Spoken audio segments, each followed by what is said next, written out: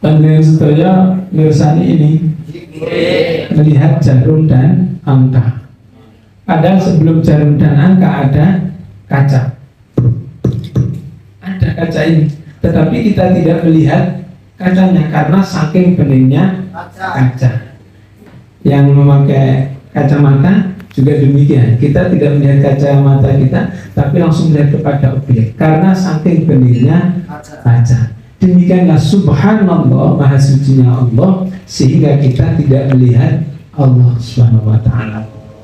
Otomatisasi yang diciptakan oleh Allah sehingga kita bisa melihat langsung kepada ini, tidak melihat Allah secara langsung. Padahal di sini seperti ikan yang berenang dalam air tadi, kemanapun ikan berenang di dalamnya air, kemanapun kita menghadap ke dalam air. Panjenengan dari rumah ke kampus, Tegal kemudian dipercaya dalam Allah.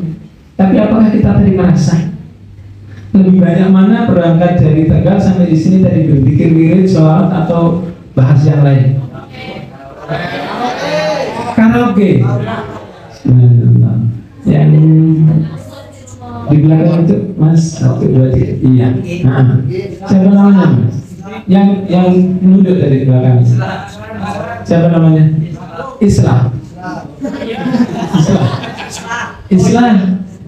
Tadi karaoke yang di setel apa lagunya? Kalau kita ini ya senantiasa menyadari betul akan kita hadirnya ke dalam Allah, ya, bukan kehadiran Allah di kita, tapi kita kehadiran ke dalam Allah, maka Allah yang Ar-Rahman Ar-Rahim itu kemudian mengemanasi diri kita, menimbulkan sifat cinta, kasih sayang, damai. Sehingga kalau melihat orang yang salah dosa, maka segera rasa cinta kasihan. Kalau melihat orang yang terlantar, maka ingin segera menolong.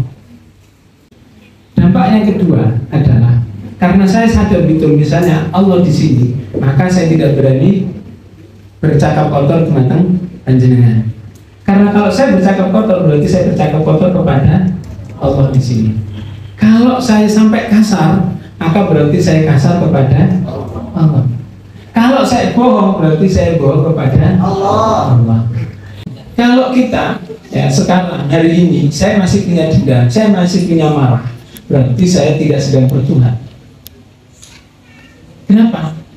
Berarti saya masih punya dendam di sini, berarti kehadiran nilai-nilai ketuhanannya belum masuk ke dalam jiwa kita. Kalau saya masih bohong, berarti saya tidak sedang bertuhan.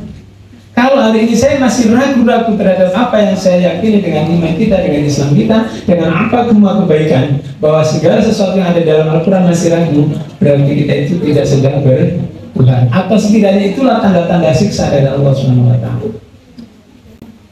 Karena salah satu ciri daripada siksa itu adalah dalam keraguan. Ya. Saat ini mau kita petani ya. Metani itu melihat sesuatu yang terkecil di dalam diri kita. Saya tidak mengumpamakan Allah seperti air atau seperti kaca, bukan tidak, karena laisa kamis lisyai. Tetapi untuk memudahkan pemahaman kita bahwa ada sesuatu di luar diri kita yang bahkan secara indrawi seharusnya ada, kita tidak bisa lihat.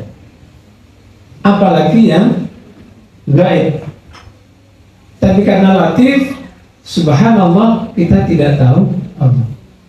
Dan penjelasan ini kita harus temukan untuk memberikan pemahaman kepada orang-orang yang datang mengatakan saya tidak beragama. Santri SMA bukan hanya Muslim, ada Kristen, ada Hindu, ada Katolik, ada Buddha. Bahkan yang datang, saya tidak perlu agama, saya hanya belajar kebaikan di SMA, saya tidak perlu Tuhan. Ada yang dari datang dari juga saya agnostik. Gitu. Kalau belajar mereka yang dari pendeta secara rutin setiap tahun 2-3 kali dari pendeta dari biarawati sudah biasa. Namun demikian tetap kami kasih Al-Quran. Gitu. Dan bukan hanya dari Indonesia, dari luar negeri banyak. Nah sehingga apa?